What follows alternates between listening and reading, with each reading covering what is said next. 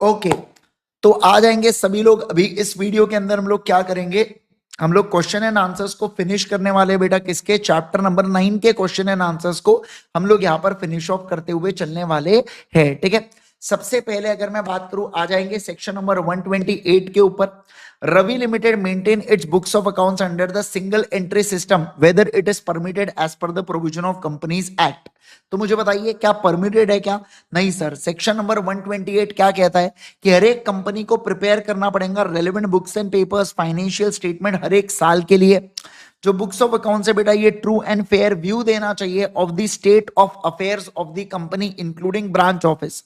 इसी के अलावा ये जो बुक्स ऑफ अकाउंट्स है, ये आपने अक्रूवल बेसिस के ऊपर और according to double entry system of accounting आपने मेंटेन करना चाहिए। तो यहां पर डबल एंट्री के हिसाब से मेंटेन करने बोला है, तो क्या सिंगल एंट्री के हिसाब से आप रवि लिमिटेड के बुक्स को मेंटेन कर पाओगे क्या? बोलो बच्चों, नहीं सर, हम लोग मेंटेन यहां पर नहीं कर सकते हैं। क्या कहा मैंने? बोलो, हम लोग यहां पर नहीं कर सकते हैं। समझे क्या बात को? सभी लोग फटाफट जल्दी से बनाएंगे मेरे को। क्या आपको इतनी बातें एब्सोल्युटली क्लियर? क्लियर, ठीक है। आ जाओ अगला question number 3। State the person responsible for complying the provisions regarding maintenance of books of accounts of the company. ठीक है, आओ सर, आपको यहां पर बताना है कि कौन लोग जिम्मेवार है रिगार्डिंग कि कौन फर्म्स, मतलब जो कौन कंपनी के बुक्स ऑफ अकाउंट्स को मेंटेन करेगा।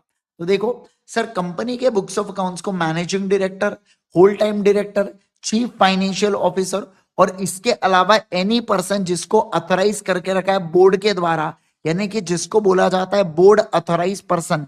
क्या ये बोर्ड अथोराइज पर्सन को भी फॉलो करना पड़ेगा क्या? Yes sir, board authorise person को भी यहां पर फॉलो करना पड़ेगा। ओके, फिर क्या कंपनी बुक्स ऑफ अकाउंट्स को इलेक्ट्रॉनिक मोड में रख सकता है क्या? एक्सेसिबल ओनली आउटसाइड इंडिया, मतलब ऐसे जो चीजें एक्सेसिबल है ओनली आउटसाइड इंडिया बेटा। तो देखो, a company has an option of keeping such books of accounts relevant papers in electronic mode. आप बिल्कुल रख सकते हो, ध्यान रखना। Such books of accounts other relevant papers maintain in electronic mode shall be accessible in India. ध्यान रखना, वो एक्सेसिबल होना चाहिए इंडिया के अंदर for subsequent reference. There shall also be a proper system for storage, retrieval, display या print out. एक proper आपका स्टोरेज होना, मतलब प्रॉपर सिस्टम होना चाहिए स्टोरेज, रिट्राइवल को लेके, डिस्प्ले को लेके, प्रिंट आउट को लेके of electronic records as a audit committee या बोर्ड, जो भी उसको ठीक लगे तो अकॉर्डिंगली फिर वो उसको डिस्पोज या रेंडर कर सकती है। क्या? बिल्कुल बिल्कुल, अनयूजेबल बोल के उसको डिस्पोज ऑफ कर सकती है। इसका जो बैकअप है बेटा, इंक्लूडिंग प्लेस आउटसाइड इंडिया, इसको आपको रखना पड़ेगा। सर्वर जो फिजिकली लोकेटेड होंगे इंडिया में, और इसका बैकअप आपको डेली लेना पड़ता है क्या? हाँ सर, इसका बैकअप आपको डेली लेना पड़ता है, ठीक है। ओके, अगला। Adil is an institute of CA Inter. His friend, who is also in a CA Inter, has approached him to explain him the provision of Companies Act on the following: inspection of the books of accounts and other papers of the company, or period of preservation of books of accounts. तो देखो, inspection, any director can inspect books of accounts या papers या जो भी books and papers during the business hours. Such inspection may be done by any type of director, nominee, independent, promoter or whole time. The provision of subsection 3 provides that a person can inspect the books of accounts of subsidiary only on the authorization by way of board or resolution of board of directors. मतलब क्या? जब BOD क्या कर लेंगे बेटा, जब BOD यहां पर अथोराइज कर देंगे, क्या कर देंगे बोलो बच्चों? जब बीओडी यहां पर अथोराइज कर देंगे, तभी आप क्या कर सकते हो? सब्सिडरी के बुक्स ऑफ अकाउंट्स को इंस्पेक्ट कर सकते हो। सब्सिडरी के बुक्स ऑफ अकाउंट्स तब तक आप इंस्पेक्ट नहीं कर सकते जब तक बोर्ड क्या नहीं देता, जब तक बोर्ड यहां पर चीजें अप्रूव नहीं करता। क्या नहीं करता बोलो बच्चों? जब तक बोर्ड यहां पर चीजें अप्रूव नहीं करता। ओके, अगला। Assistant by the officer and employees. मुझे बताइए, अगर ये इंस्पेक्ट कर रहे हैं तो ऑफिसर्स और एम्प्लॉइज ने यहां पर क्या बोर्ड को असिस्ट करना चाहिए क्या? बोर्ड के मेंबर्स को? यस सर, असिस्ट करना चाहिए। फिर पीरियड ऑफ प्रिजर्वेशन ये कितना होता है? 8 सालों के लिए होता है सर। पर अगर मान लो कंपनी को इनकॉर्पोरेट हुए 8 साल से कम हुए, तो उस केस के अंदर पूरे सालों के लिए प्रिजर्व करोगे। और अगर मान लो कंपनी के खिलाफ इन्वेस्टिगेशन का ऑर्डर आया है सेंट्रल गवर्नमेंट का, तो लॉन्गर पीरियड के लिए भी बोल सकते हैं क्या? बिल्कुल बिल्कुल, लॉन्गर पीरियड के लिए भी बोल सकते हैं। क्या कहा मैंने? बोलो, लॉन्गर पीरियड के लिए भी बिल्कुल बिल्कुल बोल सकते हैं। डन। डन है क्या? डन है क्या जी? है ना? Yes sir. आ जाओ अगला, financial statement. Sir financial statement के अंदर क्या क्या चीजें आती है? तो देखो ये चैप्टर 1 की पार्ट है बेटा कि फाइनेंशियल स्टेटमेंट के अंदर क्या क्या आता है और कौन से कंपनीज को यहाँ पर ये नहीं बनाना पड़ता है, क्या कैश फ्लो स्टेटमेंट नहीं बनाना पड़ता है, उसको लेके यहाँ पर बातचीत की है। ये अपन ने चैप्टर 1 के अंदर पहला क्वेश्चन भी यही वाला पढ़ा था बेटा, है ना? ये चैप्टर 1 का सवाल है अपना, ठीक है? ओके अगला, रीओपनिंग ऑफ अकाउंट्स या कोर्ट्स ऑन ट्राइब्यूनल ऑर्डर। क्या कहा मैंने? बोलो, reopening of accounts and courts on tribunal order. चलिए आ जाएंगे, ये क्वेश्चन को अच्छा मार्क करना बेटा, आ जाइए, इस आंसर को अपन लोग लिखेंगे अभी, ठीक है ना? चलो क्वेश्चन को रीड करो एक बार, फटाफट क्वेश्चन को एक बार रीड करो जल्दी से।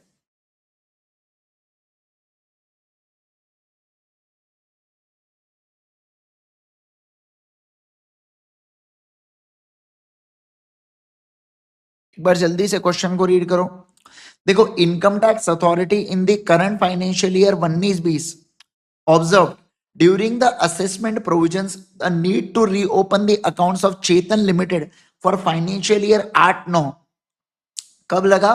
करंट फाइनेंशियल ईयर चल रहा है बेटा 19-20, उसमें इनकम टैक्स को लगा कि 8-9 के जो बुक्स ऑफ अकाउंट्स है ना, वो एनसीएलटी को लगा कि इन्होंने ओपन करना चाहिए, रीओपन करना चाहिए, to issue an order for Chetan limited for reopening of the accounts and recasting the financial statements and for the financial year 8-9।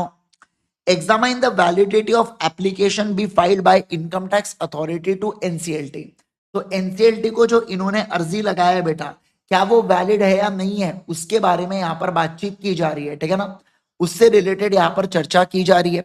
तो आपको बताना है कि क्या वो चीजें वैलिड है या नहीं है। क्या कहा मैंने? बोलो, क्या वो चीजें वैलिड है या नहीं है, समझे क्या?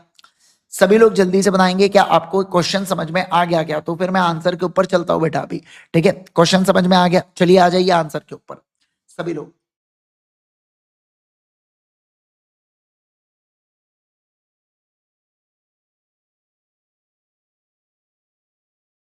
आओ, आंसर नंबर कौन सा है? 7। Answer number 7। Answer number 7। चलो, आंसर नंबर 7। क्या आपका प्राइमा फेसी आपका आंसर क्या बनता है बेटा? रीओपन कर सकते हैं क्या? नहीं कर सकते सर, क्यों नहीं कर सकते? क्योंकि 8 साल हो चुके हैं। समझे क्या बात को? क्योंकि 8 साल हो चुके हैं, तो ऐसे केस के अंदर आप क्या नहीं कर सकते बच्चों? आप रीओपन नहीं कर सकते, ठीक है? आ जाओ, act applicable, section number 130, 130 of companies act 2013। फिर provision, provision, a company shall not reopen, a company shall not, a company shall not reopen, reopen, shall not reopen, reopen its books of accounts, its books of accounts, or not, not, not recast, not recast, not recast, not recast its financial statement, its financial statement unless, unless application regarding this, regarding this is made by, is made by, is made by income tax authority, comma sebi, comma sebi, comma sebi, comma any other board, any other board, any other board, any other board, or any person, or any person to competent court slash tribunal slash tribunal slash tribunal. Second, second, second, second, where tribunal, where tribunal, where tribunal feels that a relevant accounts were prepared in fraudulent manner,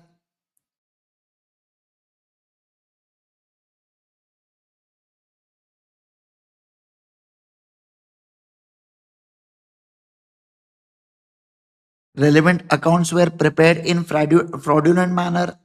B, affairs of company were mismanaged. Affairs of company were mismanaged during that period. During that period. During that period, casting doubt on reliability of financial statements. तीसरा तीसरा no order shall be passed. No order shall be passed in respect of reopening of books of accounts relating to period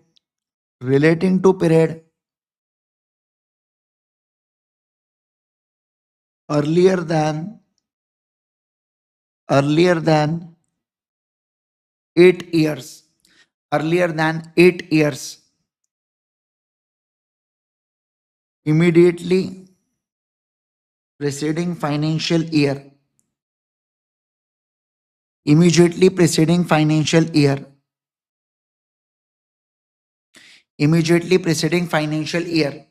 अब in this case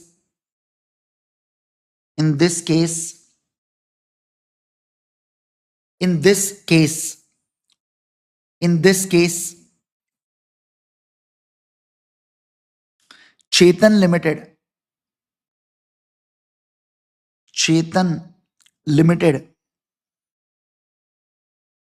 books of accounts will not reopen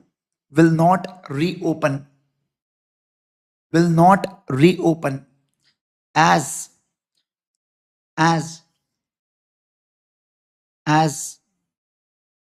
its period exceeds 8 years, as its period exceeds 8 year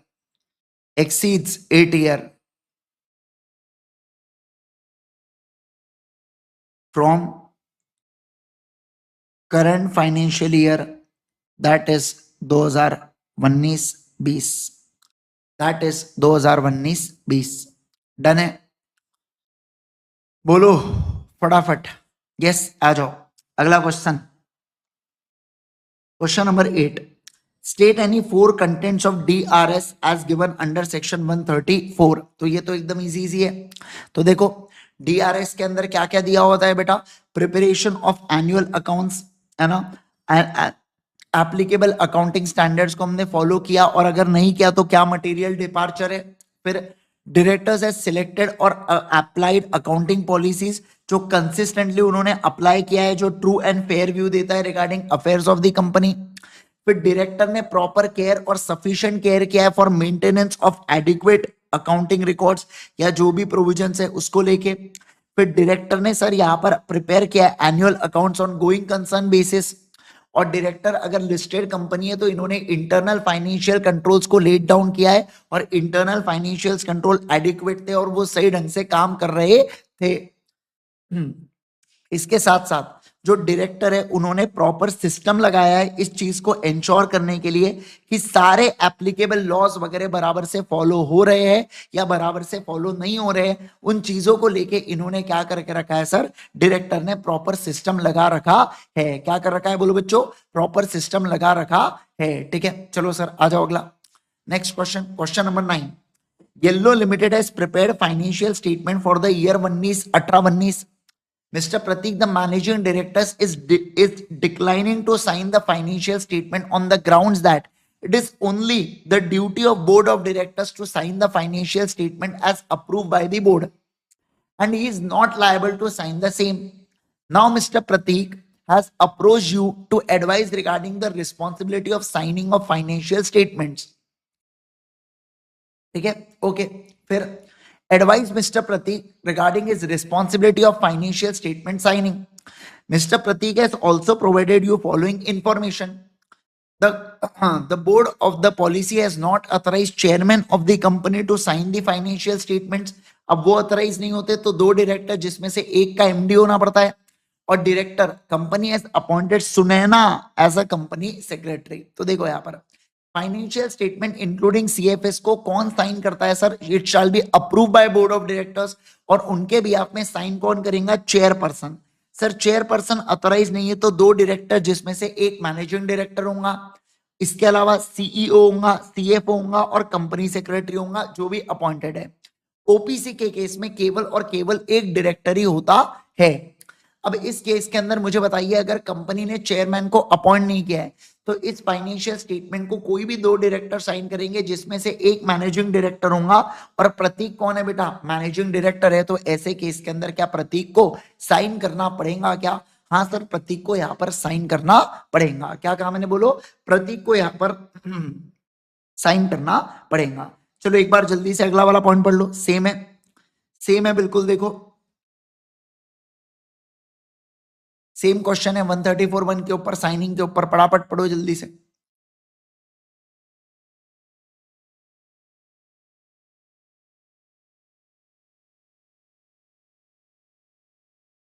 फिर DRS के ऊपर सवाल है, ये भी same है जो अपन ने कुछ देर पहले डीआरएस के प्रोविजन पढ़े।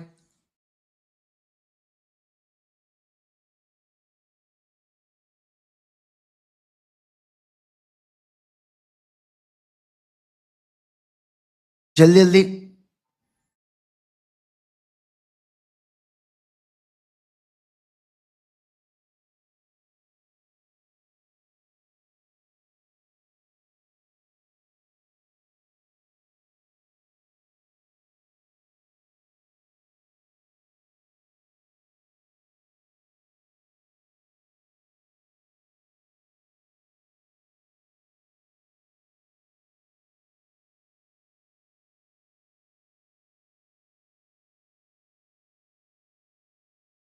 डन है क्या?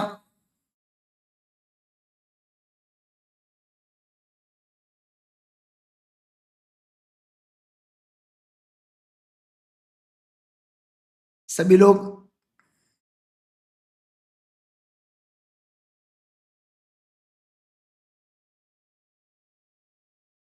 यस आ जाओ। चलो चलो चलो चलो दोस्तों, अब हम लोग कंटिन्यू करेंगे। कल हमने क्वेश्चंस को कर लिए थे, कितना, क्वेश्चन नंबर 11 तक हम लोगों ने यहां पर कंप्लीट कर लिए थे।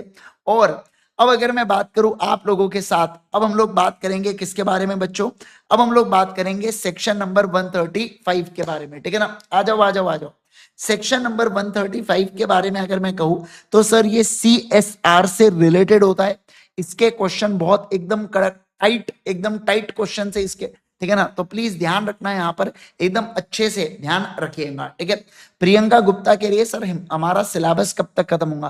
प्रियंका कई बार मैंने आपको बताया हो वैसे ये चीजें कि आपका सिलेबस 10 से 12 जून तक कोशिश करूंगा मैं कंप्लीट हो जाए, पर 15 जून तक चले गया तो भी चिंता मत करना, है ना। यस, बाकी सर टैक्स और अकाउंट्स का सिलेबस कब तक कंप्लीट होगा? वो 30 जून तक कंप्लीट होगा बच्चों, है ना? ये समझे क्या बात को? ठीक है, चलो आ जाओ आ जाओ। चलिए आइए आइए आइए, ध्यान दीजिए यहाँ पर मित्रों। मैं अगर बात करूं आपके साथ क्वेश्चन नंबर 12 से रिगार्डिंग हम लोग यहाँ पर बातचीत करेंगे। ठीक है, आओ आओ आओ सर, सारे के सारे लोग आ जाइए यहाँ पर एकदम बढ़िया से। देखो, examine the validity with reference to the provision of companies act 2013। ठीक है, आइए देखो, Mary limited is listed company having turnover of 1200 crore during financial year 16-17। क्या कहा मैंने, बोलो? During financial year 16-17। ठीक है, आओ अब मिस्टर, देखो नहीं यहां पर क्या मिस्टर बोल रहा हूं, द सीएसआर है वो। The CSR committee of the board formulated and recommended project which was approved by the board. The company finalised it's CSR initiative funds required 5% of average net profit of the company for last 3 years.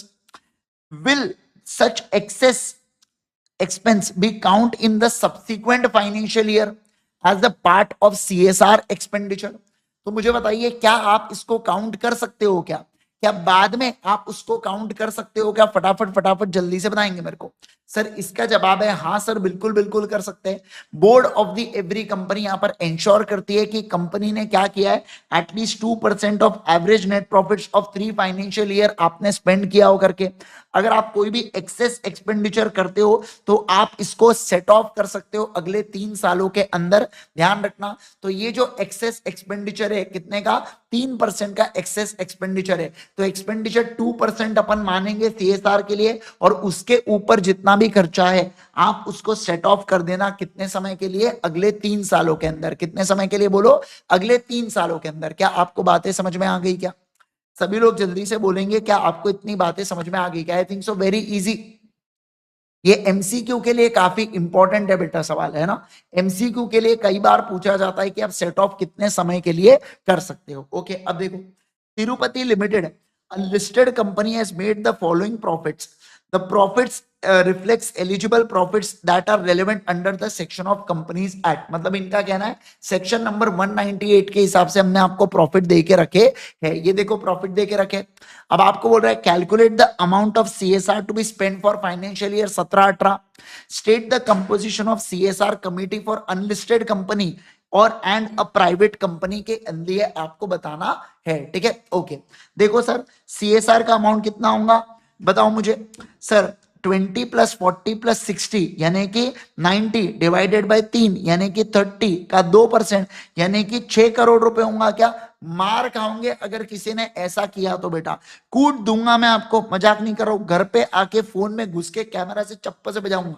ठीक है, आप 3 preceding financial year देखते हो, latest financial year आपको देखना है क्या? Yes sir, यानी कि 150 डिवाइडेड बाय 3 यानी कि 50 का 2% होगा यानी कि 1 करोड़। समझे क्या बात को? क्या आपको बात समझ में आ रही है? क्या फटाफट जल्दी से बताएंगे मेरे को, है ना? इमीडिएट प्रीसीडिंग फाइनेंशियल ईयर आपको देखना पड़ता है, इस बात का आपको ध्यान रखना है। क्या आपको बातें समझ में आई? क्या बोलो बोलो बोलो बच्चों। बस यही यहाँ पर एक थोड़ा सा मतलब ऐसा कंफ्यूजिंग वाला पॉइंट था।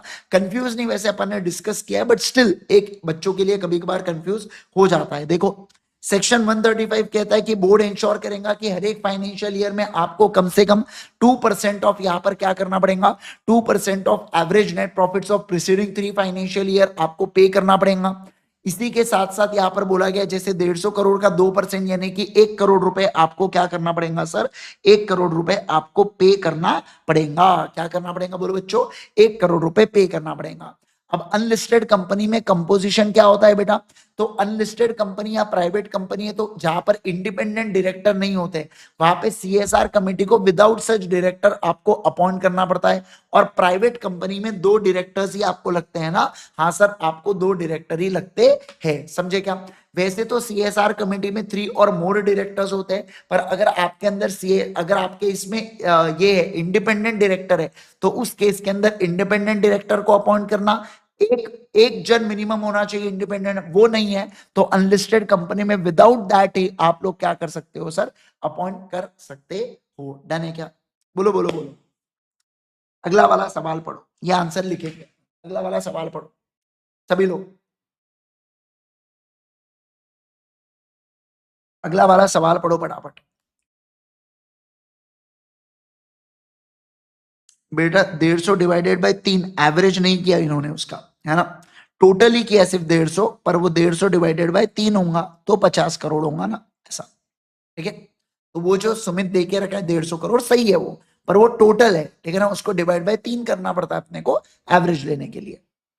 चलो अगला क्वेश्चन पढ़ो,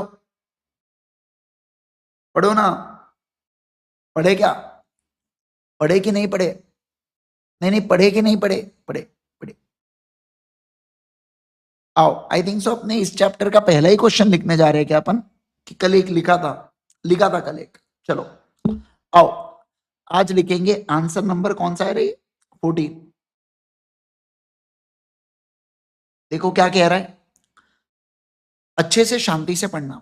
the balance extracted from the financial statement of ABC, balances as on 31st 3/20 audited financial statement, balances as on 30/9 provisional in crore, net worth 100 turnover 500 हजार, net profit 1 crore 5 crore. Explain the provision of Companies Act. You are requested to examine whether ABC is required to constitute CSR committee during second half of the financial year 2021। 2021 के second half में क्या मुझे बनाना पड़ेगा क्या? मुझे एक बात बताओ, मैं अगर देखता हूं वो जो बेटा याद है आपको टर्नओवर और इसकी जो लिमिट है नेट प्रॉफिट की, नेटवर्थ की और टर्नओवर की जो लिमिट है वो मैं प्रीवियस फाइनेंशियल ईयर के 31 मार्च पे देखता हूं। मैं क्या कोई साल के बीचों बीच में जाके देख लूंगा क्या? नहीं सर, नहीं देखूंगा। तो मुझे जरा एक बात बताइए, मुझे इन फिगर्स को देखना पड़ेगा।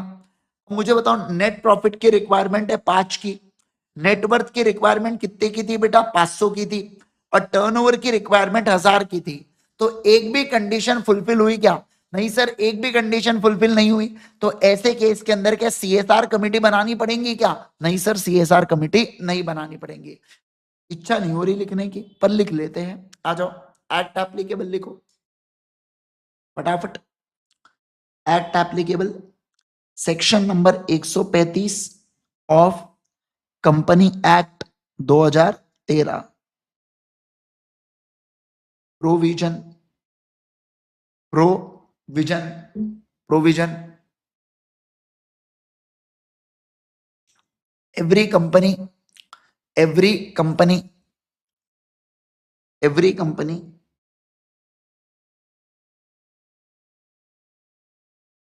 every company having net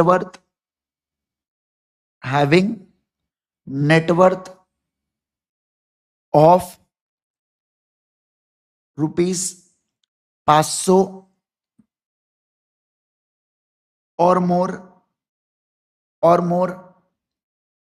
or turnover of 1000 or more or net profit of 5 crore or more during immediately preceding financial year shall constitute audit नहीं CSR committee shall constitute CSR committee having 3 or more directors out of which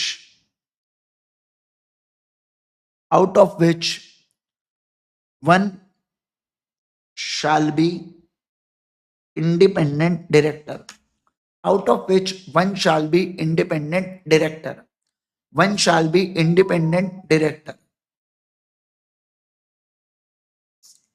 out of which one shall be independent director।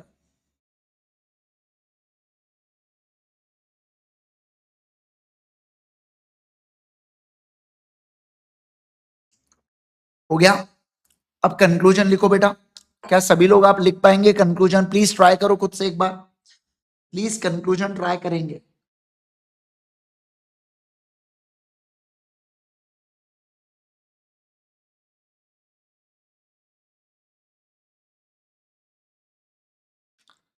जल्दी से try करो।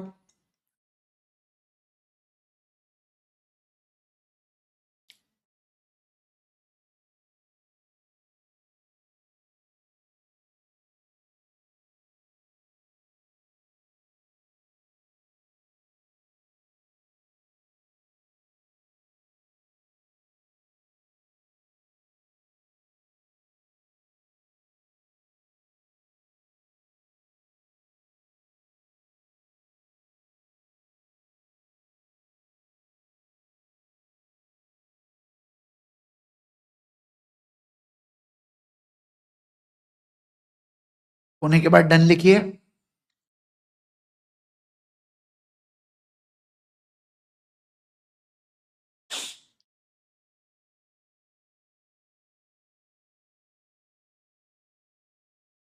हो गया?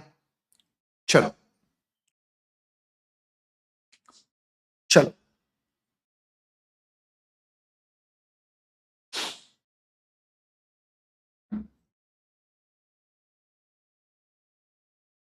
आ जाओ।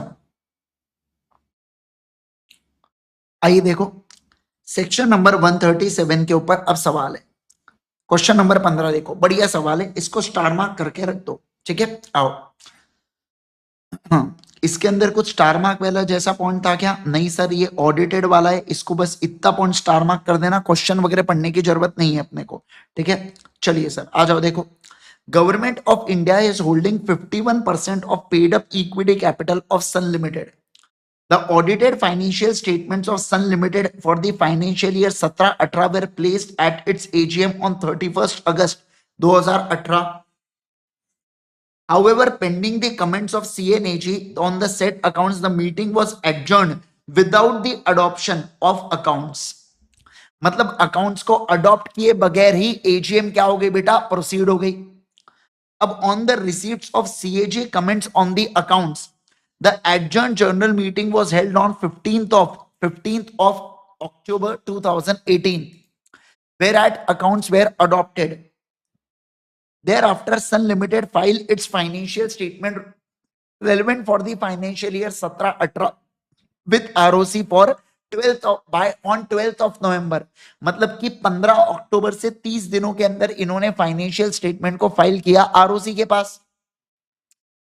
Examine the reference to the applicable provisions of Companies Act whether Sun Limited has complied with the statutory requirement regarding the accounts of registrar, regarding the accounts of return filing with the ROC. मुझे एक बात बताइए, मुझे एक बात बताना, आपकी AGM के अंदर अगर मान लो अकाउंट्स अडॉप्ट नहीं होते हैं, तो क्या आप जब तक आपके एजीएम में अकाउंट्स अडॉप्ट नहीं होते तब तक फाइनेंशियल स्टेटमेंट्स को फाइल नहीं करेंगे क्या? नहीं सर। अगर मान लो एजीएम में हमारे अकाउंट्स फाइनलाइज नहीं होते हैं, तो जो अकाउंट्स है हम उसको आरओसी के पास सबमिट कर देते हैं और आरओसी इसको क्या मानता है? आरओसी इसको प्रोविजनल मानता है। कब तक? जब तक मैं फाइनल अकाउंट्स को सबमिट नहीं कर देता। समझे क्या? फिर एक बार मेरा एडजॉर्न जर्नल मीटिंग हो गया, उसके बाद मैं क्या करूंगा? फाइनल अकाउंट्स को फाइल कर दूंगा और यहां पर किससे बन जाएंगे क्या? बिल्कुल बिल्कुल बन जाएंगे। मान लो सर, अगर मैं 30 दिन के अंदर फाइल नहीं करता हूं तो मेरे ऊपर लेट फीस पेनल्टी चार्ज तो लगने ही वाले। अब इस केस के अंदर मुझे बताओ, सन लिमिटेड ने क्या गलती किया है क्या? हाँ सर किया है, क्योंकि उसने एडजॉर्न मीटिंग से 30 दिन के अंदर अकाउंट्स को फाइल किया, जबकि उसको कब करना चाहिए था? 31 अगस्त से ही उसको फाइल करना चाहिए था। समझे क्या बात को? 31 से ही उसको फाइल करना चाहिए था। अब इसने अगर ये गड़बड़ कर दी तो ऐसे केस के अंदर अपन लोग बोलेंगे सर ये डिफॉल्ट हुआ है क्या?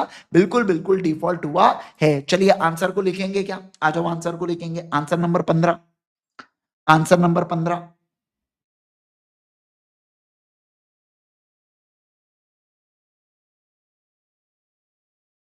Act applicable section number 137 of companies act 2013, provision provision provision provision. पहला, पहला,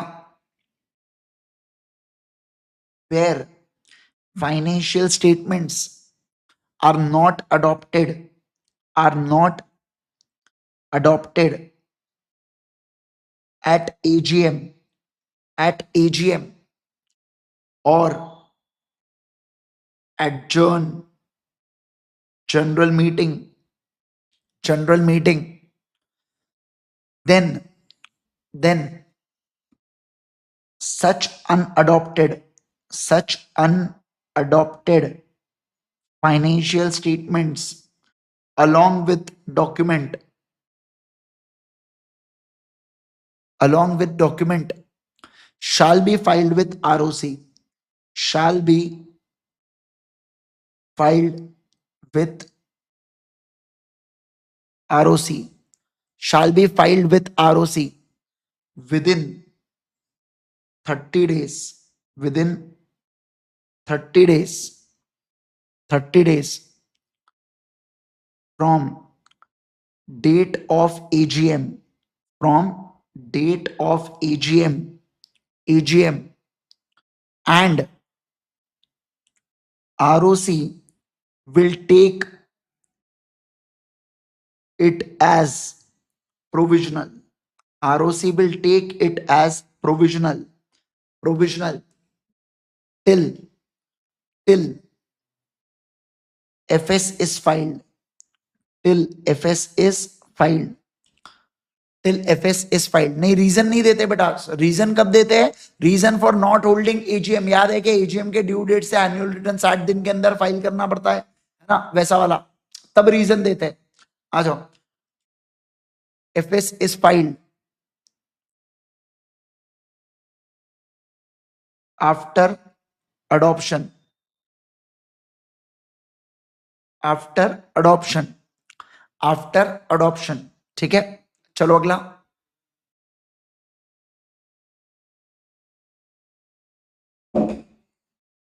फिर देखो second, financial statement adopted in general meeting, adopted in adjourn journal meeting, adjourn journal meeting shall be filed with ROC, with ROC within 30 days, within 30 days from date of such adjourn general meeting, from date of such adjourn general meeting, from date of such adjourn general meeting। ठीक है, okay. अब analysis and conclusion, in given case, in given case, in given case, in given case accounts of Sun Limited, accounts of Sun Limited were adopted, were adopted, adopted, accounts of Sun Limited were adopted at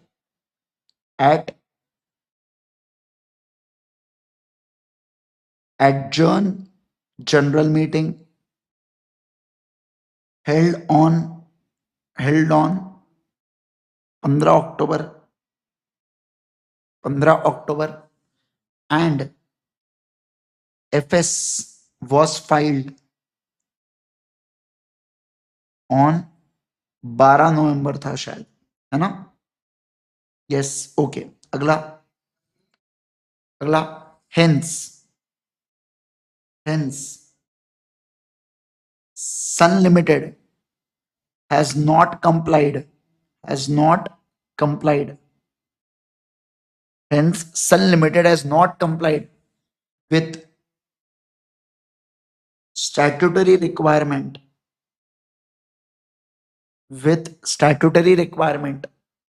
regarding filing of,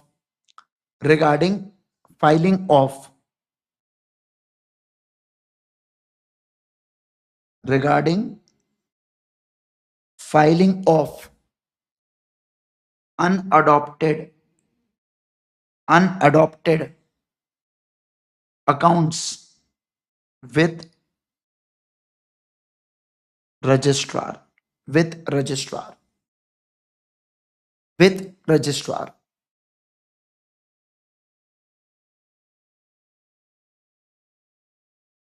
but has complied, but has complied with filing of adopted accounts, adopted accounts with registrar, with registrar।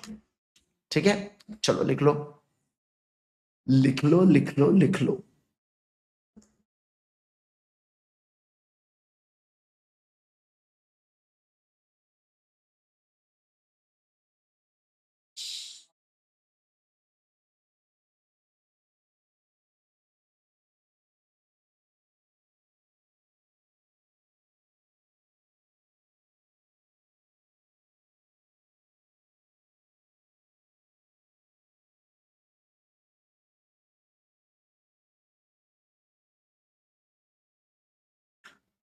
चलो done है क्या? ऊपर क्या करूं बेटा, इससे ऊपर और क्या बचा है अब?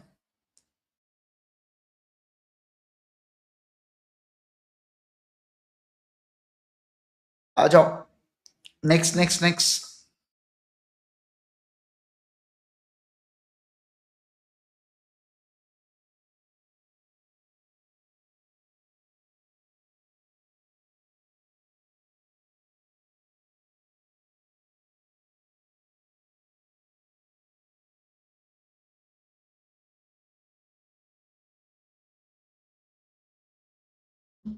चलो गुड टू गो, आ जाओ। अगला question, easy PG. A housing finance company, a housing finance limited is a housing finance company, मतलब एक बैंकिंग कंपनी है, having paid up share capital of 11 crore and turnover of 145 crore during financial year 17-18। Explain with the reference to the relevant provision and rules whether it is necessary for a housing finance company to file financial statement in XBRL mode। अब वैसे तो XBRL mode के ऊपर सवाल नहीं पूछते MCQ के अलावा, बट ये एक सवाल एक बार कभी तो भी भूला बिसरा इन्होंने पूछा था एक आरटीपी के अंदर, तो उठा के अपन ने इसको पटक दिया। ठीक है, देखो, as per rule 3, the following classes of company shall file the statements and other documents under section 137 of the act with ROC in form AOC 4 XBRL format as per annexure 1। अब XBRL का मतलब क्या होता है? जैसे Excel XS format होता है बेटा किसके लिए? एक्सेल के लिए। जैसे डॉट पीडीएफ का फॉर्मेट होता है बेटा किसके लिए? यहाँ पर पीडीएफ के लिए, समझे? वैसे एक्सबीआरएल भी एक फॉर्मेट है बेटा, जेसन फॉर्मेट होता है यहाँ पर जीएसटी के रिटर्न्स फाइलिंग के लिए, समझ रहे हैं बात को? तो ऐसे अलग अलग फॉर्मेट है, उसी प्रकार से एक्सबीआरएल भी एक फॉर्मेट है। तो एओसी 4 आपको एक्सबीआरएल में देना पड़ता है किसको? ऐसी कंपनी जो लिस्टेड है और उसकी सब्सिडरीज को, इंडियन सब्सिडरीज को। ऐसी कंपनी जिसका पेड अप शेयर कैपिटल है 5 करोड़ या उससे ज्यादा, जिसका टर्नओवर है 100 करोड़ या उससे ज्यादा, और ऑल कंपनीज जो भी यहां पर रूल्स के अंदर आती है।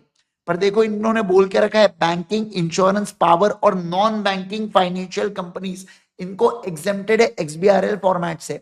और एक हाउसिंग फाइनेंस कंपनी ये होती है एनबीएफसी। तो ऐसे केस के अंदर ये हाउसिंग फाइनेंस कंपनी जो है ना, क्या इसको एग्जेम्प्ट कर दिया गया है क्या? हाँ सर ये एग्जेम्प्टेड है, तो क्या इसको एक्सबीआरएल फॉर्मेट में करना पड़ेगा क्या? नहीं सर, इनको एक्सबीआरएल फॉर्मेट में नहीं करना पड़ेगा। क्या कहा मैंने? बोलो, इनको एक्सबीआरएल फॉर्मेट में यहां पर नहीं करना पड़ेगा। क्या इतनी बातें क्लियर? क्लियर सभी लोग जल्दी से बताएंगे मेरे को, क्या इतनी बातें एकदम क्लियर? क्लियर फटाफट बोलो, जल्दी से बोलो। Yes, okay. अगला अब बात करेंगे हम लोग किसके बारे में? अब हम लोग बात करेंगे इंटरनल ऑडिट के बारे में। इसके बारे में बोलो बच्चों, इंटरनल ऑडिट सेक्शन नंबर 138 से रिलेटेड क्वेश्चन है। देखो, किम प्राइवेट लिमिटेड, अच्छा इंटरनल ऑडिट का प्रोविजन क्या होता है बेटा? The PBT goes on doubling, याद है क्या आपको?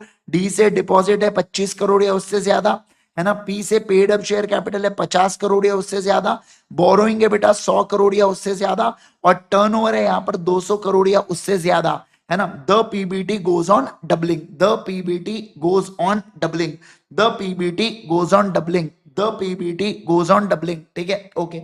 और बोरोइंग किसी भी पॉइंट ऑफ टाइम पे अगर 100 करोड़ पे एक्सीड कर जाए तो अपन लोग कहते हैं भैया वहां पर इंटरनल ऑडिट एप्लीकेबल हो जाता है। At any point of time का मतलब होता है साल भर में 100 करोड़ के ऊपर गई, पर बाद में अमाउंट अगर नीचे भी आ गया क्योंकि हमने रीपेमेंट कर दिया, फिर भी उस केस के अंदर हम लोग क्या कहते हैं सर, हम लोग कहते हैं कि वहां पर भी इंटरनल ऑडिट एप्लीकेबल होगा क्या? हाँ सर, इंटरनल ऑडिट एप्लीकेबल होगा। समझे क्या बात को, है ना? आ जाओ सर, देखो यहाँ पर क्या सर क्या बोला जा रहा है, समझना बात को एकदम बढ़िया से। देखिए यहाँ पर किम प्राइवेट लिमिटेड वाज इनकॉर्पोरेटेड, क्या कहा मैंने, बोलो बच्चों। एक मिनट रुको यार, थोड़ा सा मेरे को इसको एडजस्ट करने दो, ये ना बड़ा तकलीफ देता है मेरे को, बहुत तकलीफ देता है ना बेटा, बीच बीच में आता है वो स्क्रीन के, है ना। आओ, चलो चलो चलो, आओ ध्यान दो। हाँ, अब सुनना, वॉइस में तो कोई दिक्कत नहीं है ना, ऐसा तो नहीं है मैंने यहां पर कर दिया तो वॉइस बैठ गई करके, है ना। चलो आओ ध्यान दो। Kim private limited was incorporated on 30 September 2016। It has paid up share capital of 45 crore rupees. Oh, paid up capital 45 crore, कमी है। The company has turnover of 250 crore, ज्यादा हो गया। For financial year 19-20, accounts manager has intimated company that they are not, they are, देखो accounts manager एक नंबर का गेल सप्पा बोलता है, अपने को अपॉइंट करने की जरूरत नहीं है इंटरनल ऑडिटर को, वाह जी वाह। अब management of the company have approach you to advise regarding appointment of internal auditor. अब आपको एक चीज पता है बेटा कि यहां पर क्या होता है सर, अगर अनलिस्टेड कंपनी है यानी कि प्राइवेट कंपनी है या अनलिस्टेड कंपनी है तो उसमें सिर्फ बीटी एप्लीकेबल होता है। आपको डीपी देखने की जरूरत नहीं है, सिर्फ बीटी वाले प्रोविजन देखना। अरे फिर भी तो एक्सीड हो रहा है बच्चा, टर्नओवर तो 250 करोड़ है और यहाँ पर 200 करोड़ की लिमिट है ना, तो इस पर क्या इंटरनल ऑडिटर लगेगा क्या? बोलो ना मेरे प्यारे बच्चों, क्या इसके ऊपर इंटरनल ऑडिटर लगेगा क्या? बोलो बोलो बोलो, हाँ सर लगेगा। देखो, एवरी प्राइवेट कंपनी जिसका टर्नओवर 200 करोड़ या ज्यादा, लोन अगर 100 करोड़ या उससे ज्यादा है किसी भी पॉइंट ऑफ टाइम के ऊपर, तो इस केस के अंदर सर इंटरनल ऑडिटर को आपको अपॉइंट करना पड़ेगा। एक तो इंडिविजुअल या पार्टनरशिप फर्म जो होनी चाहिए, और सर या बॉडी कॉर्पोरेट वगैरह भी चलता है इंटरनल ऑडिट के केस में। और सर यहाँ पर 45 करोड़ एंड टर्नओवर यहाँ पर क्राइटेरिया फुलफिल हो रहा है क्या? बिल्कुल, इसलिए कंपनी को अपॉइंट करना पड़ेगा। ओके, अगला। अब देखो, RERA limited incorporated having turnover of 100 crore, turnover की लिमिट 1000 करोड़ की थी। फिर net profit 3 crore, accumulated loss of 50 crore and security premium account, security premium account कितना बोला यहाँ पर बताइए मेरे को? 300, मतलब 250 करोड़ का यहाँ पर अपना नेटवर्थ बना लिया उसने। तो भी नेटवर्थ यहाँ पर कितना होना चाहिए? नेटवर्थ 5 के बारे में बात यहाँ पर, मतलब 500 के बारे में यहाँ पर बातचीत की गई थी। ठीक है, ओके सर। अब देखो, अब the CFO of company inform the directors of the company that, क्या इन्फॉर्म किया? That the CSR responsibility, the CSR committee is required to be constituted as per the companies act. अब यहाँ पर आपको advice सी की गई है कि क्या यहाँ पर, मुझे बताइए, क्या यहाँ पर आपको अपॉइंट करना पड़ेगा क्या? सर इंटरनल ऑडिटर के लिए प्रीवियस ईयर नहीं देखना है ना, प्रीवियस ईयर ही देखना पड़ता है बेटा इंटरनल ऑडिटर के लिए, ठीक है ना। अब मुझे एक बात बताइए, अगर यहाँ पर फिगर्स ही एक साल के देके रखिए तो वो प्रीवियस ईयर के ही फिगर्स होंगे, अपन ये ऐसा अज्यूम कर लेंगे। ठीक है, अब देखो सर, नेटवर्थ, टर्नओवर 100, 500 और सॉरी 505 और 1000 की लिमिट है बेटा। अब नेटवर्थ में aggregate paid up share capital और बाकी जो रिजर्व्स है, प्रॉफिट एंड लॉस, वो सारी चीजें और एग्रीगेट चीजों को माइनस करके आता है। अब इस केस के अंदर नेटवर्थ वगैरह आप सारी चीजों को देखोगे बेटा, तो आपका कितना आ रहा है यहाँ पर, मुझे बताइए। सर यहाँ पर आपका आ रहा है, मतलब सर ऑब्वियस सी बात है ये सारी चीजें फुलफिल कर रही है क्या क्राइटेरिया को? नहीं सर, नहीं कर रही है। तीनों भी क्राइटेरिया अगर आप देखोगे तो भी वो फुलफिल कर रहा है क्या? नहीं सर, फुलफिल नहीं कर रहा है। तो ऐसे सिचुएशन के अंदर क्या इनको सीएसआर कमेटी बनाना पड़ेगा क्या? बोलो बच्चों मेरे को, क्या यहाँ पर इनको सीएसआर कमेटी बनाना पड़ेगा क्या? तो इस केस के अंदर सर यहाँ पर सीएसआर कमेटी नहीं बनाना पड़ेगा। क्या कहा मैंने? बोलो बच्चों, सीएसआर कमेटी नहीं बनाना पड़ेगा। क्या आपको इतनी बातें क्लियर है? सभी लोग फटाफट फटाफट जल्दी जल्दी बोलेंगे मुझे, क्या आपको इतनी बातें क्लियर है क्या? यस, आगे बढ़ू मैं, फटाफट एक बार पढ़ लो, एक बार जल्दी से पढ़ लो। ये 253 करोड़ कैसे आया? तो net profit plus security premium minus accumulated loss कर कर आया बेटा।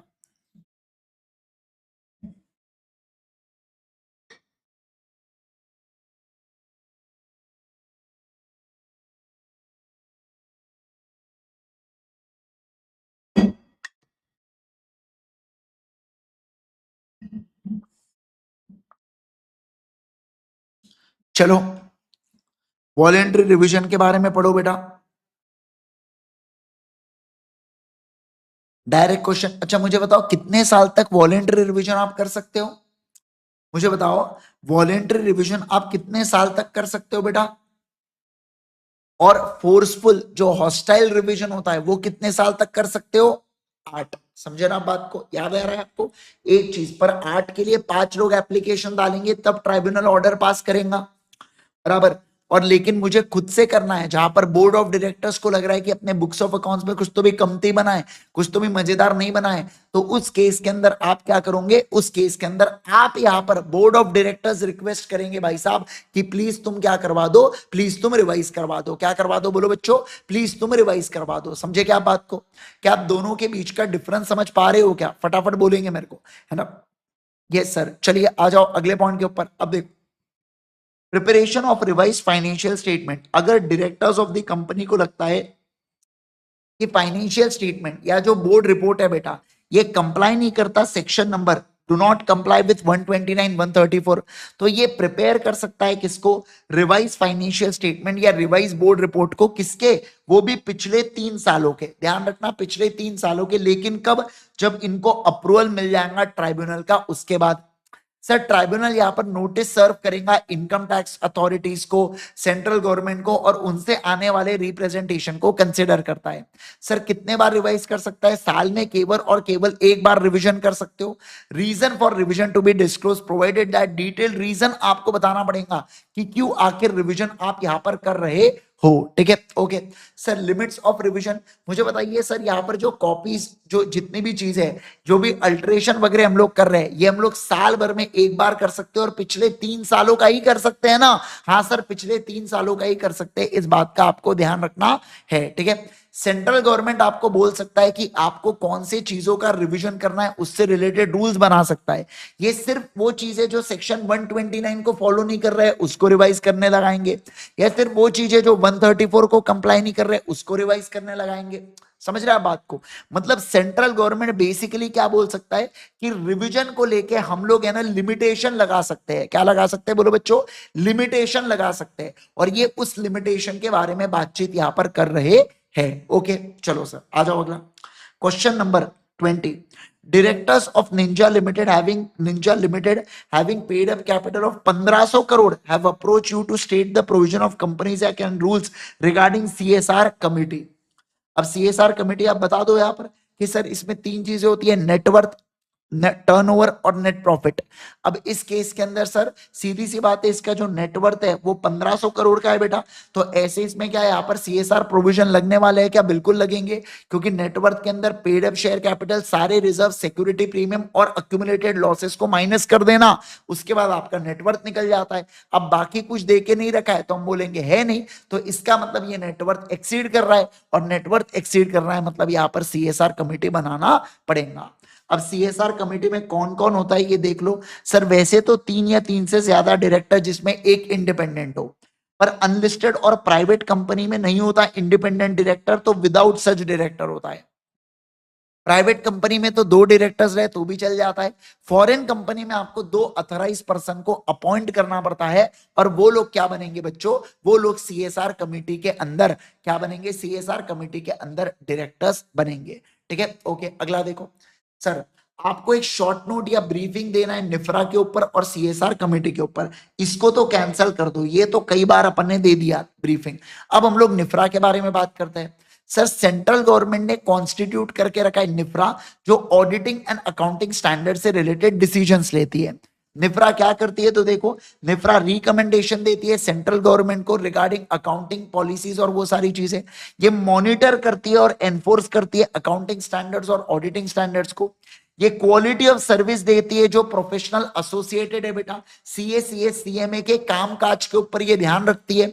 ये परफॉर्म करती है वो सारे इंसिडेंटल फंक्शंस जो इनको ठीक लगता है ऊपर वाले चीजों को लेके। बाकी सीएसआर कमेटी का वही है बेटा, एनएनटी वाला क्राइटेरिया बताना पड़ेगा, और सीएसआर कमेटी में कौन कौन होता है और सीएसआर कमेटी क्या क्या कर सकती है उसके बारे में इन्होंने यहां पर बता के रखा है। ठीक है, आ जाओ अगले पॉइंट के ऊपर। चलो देखो क्वेश्चन नंबर 22, मेरे हिसाब से आखिरी क्वेश्चन होना चाहिए शायद तक, है ना? यस, ओके, यस, आ जाओ देखो Dia Limited incorporated under the provision of Companies Act has two subsidiaries, Jai Limited, Vijay Limited. All the three companies have prepared financial statement for financial year 31st March 21. Examine the provisions of Companies Act, explain manner the subsidiaries Jai Limited and Vijay Limited shall prepare balance sheet and statement and profit and loss. अरे भाई साहब, जय और विजय को तो normal financial statements बनाना है बेटा. हाँ, बात अगर दिया की होती इन्होंने, तो दिया को यहां पर क्या बनाना पड़ता है, कंसोलिडेटेड फाइनेंशियल स्टेटमेंट बनाना पड़ता है. पर जय की और विजय की बात कर रहे हैं तो ये नॉर्मल फाइनेंशियल स्टेटमेंट्स बनाने वाले हैं क्या? यस. देखो सर, जहां पर कंपनी की वन या मोर सब्सिडरी या एसोसिएट कंपनी होती है, ये सीएफएस बनाते हैं बेटा, है ना, जिसके अंदर ऑल सब्सिडरी एसोसिएट्स और इनका खुद का डेटा होता है एज पर अकाउंटिंग स्टैंडर्ड्स, और इसको एजीएम के अंदर लेड करना पड़ता है. सर, आपको एक सेपरेट स्टेटमेंट भी बनाना पड़ता है एओसी 1 के अंदर, जिसमें सेलिएंट फीचर्स होते हैं सब्सिडरी और एसोसिएट कंपनी के. इसके अलावा अब देखो यहां पर जो कंसोलिडेशन है बेटा, ये किसको करना है? दिया लिमिटेड को करना है. तो जय और विजय को प्रिपेयर करना है बैलेंस शीट और प्रॉफिट एंड लॉस, उनके नॉर्मल जो वो फॉलो करते हैं कंपनीज एक्ट के प्रोविजन या एएस को फॉलो करके. बाकी इनको किसी भी प्रकार की उटपटांग चीजें करना है क्या? नहीं सर, नहीं करना है. अब डीआरएस के अंदर क्या क्या आता है, ये अपन ने ऑलरेडी कई बार पढ़ा हुआ है. इससे पहले क्वेश्चन भी आया है कि एप्लीकेबल अकाउंटिंग स्टैंडर्ड्स बराबर से फॉलो हुए क्या, डिपार्चर तो नहीं.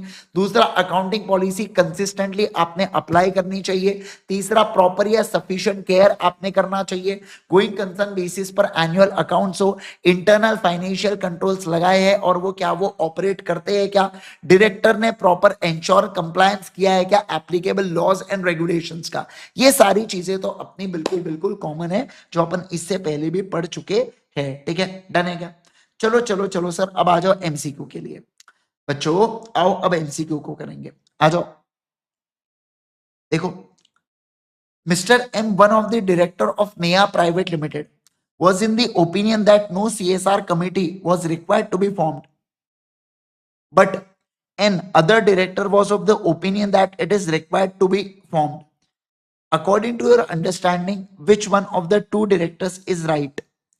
तो बताओ मुझे कौन यहाँ पर राइट होगा. तो देखो, अपने को पता है यहाँ पर क्राइटेरिया कमिटी का क्या होता है, एनएनटी का क्राइटेरिया है 500, 5 और 1000. तो देखो सर, अगर जो टर्नओवर है ये अगर 1000 से ज्यादा जाता है तो आपको कमिटी बनाना पड़ेगा क्या? बिल्कुल बनाना पड़ेगा. अगला देखो, the company Neha Private Limited must give preference to spending amount to contribution towards CSR responsibility in area of, sir in area of जहां पर वो काम करती है बेटा. मान लो अगर वो काम करती है यहाँ पर सिटी के ऑफ स्टेट वाई, है ना, मतलब बेसिकली यहाँ पर लोकल एरिया लिख के रखो बेटा, है ना, लोकल एरिया ऐसा लिख के रखो, लोकल एरिया. ये एमसीक्यू है ना, इसके अंदर कोई एरिया का नाम दिया होगा, सिटी मतलब जो भी स्टेट या सिटी दिया गया होगा, एक अच्छा इसके रिगार्डिंग आएगा कहीं ना कहीं. अब देखो, according to law, CSR committee shall be consist of 3 or more directors. So if the company Neha Private Limited, the CSR committee will be, तो ऐसे केस के अंदर सर यहाँ पर बोला जा रहा है अगर प्राइवेट लिमिटेड है तो 2 डायरेक्टर्स जो है उनसे भी आपका क्या काम बन जाएगा क्या? बिल्कुल बिल्कुल बन जाएगा. तो जो 2 डायरेक्टर्स होंगे ना, वो 2 डायरेक्टर से यहाँ पर आपका काम बन जाएगा. द कंपनी, अरे यार इसका है ना, ये कहाँ चला गया यार,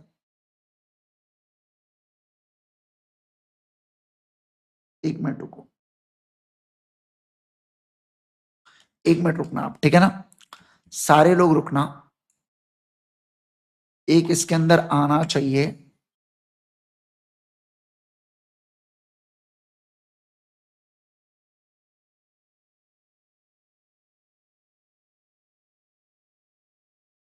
इसके अंदर यार इसका केस लॉ होना चाहिए, वो कोई दूसरे चैप्टर में होना चाहिए, लेकिन बाकी तो ठीक है. चलो आओ, ध्यान दो, आ जाओ, छोड़ो.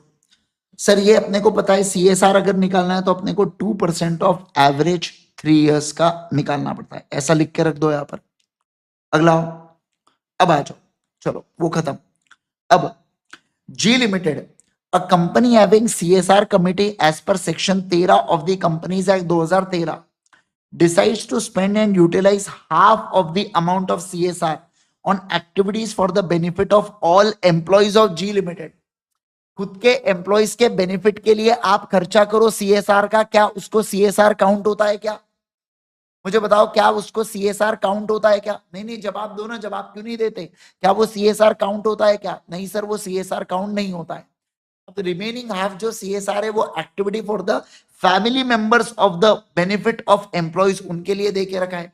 तो मुझे बताओ यहाँ पर इनका कहना है, इसका मतलब कंपनी ने कोई भी सीएसआर का खर्चा नहीं किया, मैं ऐसा ही बोल दूंगा यहाँ पर, है ना?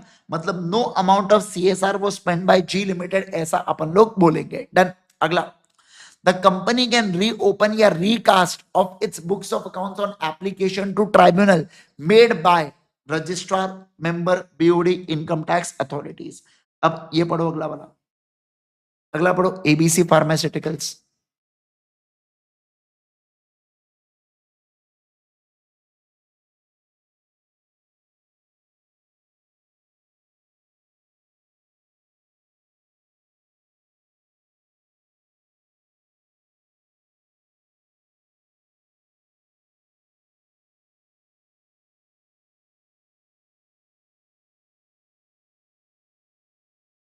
कितने दिन के अंदर बुक्स ऑफ अकाउंट्स को आप दूसरे जगह पर भी रख सकते हो सर? 7 दिन के अंदर from date of board resolution. याद आ रहा है क्या?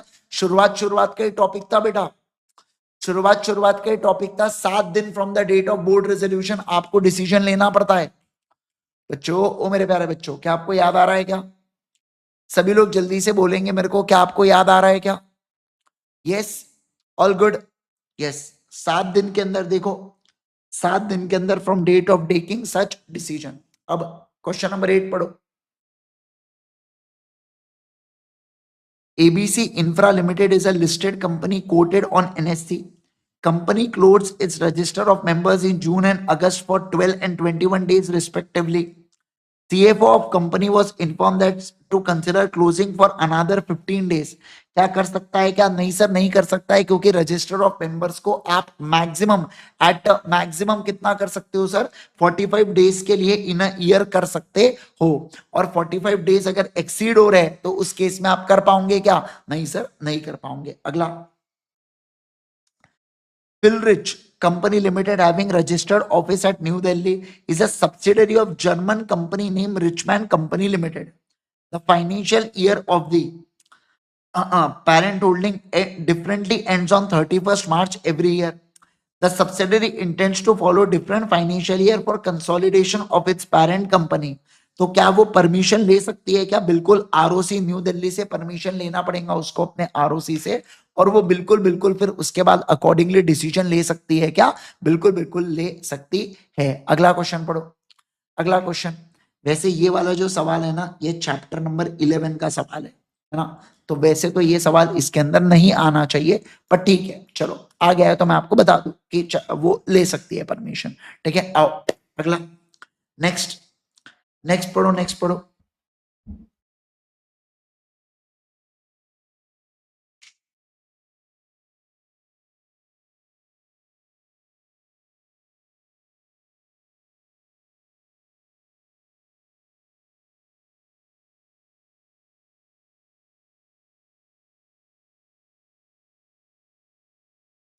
हाँ, अलग अलग साल में अलग अलग एप्लीकेशन डाल रहे बेटा, है ना? साल देखो, कोई भी ईयर में एक ही बार एप्लीकेशन डाल सकते हैं, और आप हर एक ईयर में अलग अलग एप्लीकेशन डाल सकते हो। तो ये जो एक्ट है बोर्ड ऑफ डायरेक्टर्स का, वैलिड होना चाहिए मेरे हिसाब से, बराबर है ना? ये क्या होना चाहिए बोलो बच्चों? ये वैलिड होना चाहिए। कोई प्रॉब्लम है क्या इसके अंदर? नहीं सर, इसके अंदर कोई प्रॉब्लम नहीं है। ठीक है, ओके, आप कुछ मत करना मेरे लिए, मैं बस ये डाल के रख रहा हूं, मैं अगले एडिशन में इसको चेंज करा दूंगा। ठीक है, ओके, चलो डन है क्या? बोलो बोलो बोलो, क्या आपको इतनी बातें clear? Clear, yes yes yes, ठीक है, चलो। तो यहां पर अपने क्या कंप्लीट होते हैं? यहां पर अपने क्वेश्चन एंड आंसर्स पूरे के पूरे कंप्लीट हो जाते हैं। किसके? पूरे के पूरे चैप्टर नंबर 9 के क्वेश्चन एंड आंसर्स कंप्लीट हो जाते हैं। डन, चैप्टर नंबर 9 भैया पूरा पूरा आपका फिनिश ऑफ हो गया। चलो, गुड गुड गुड, ठीक है, परफेक्ट है, ओके, चलो चलो चलो।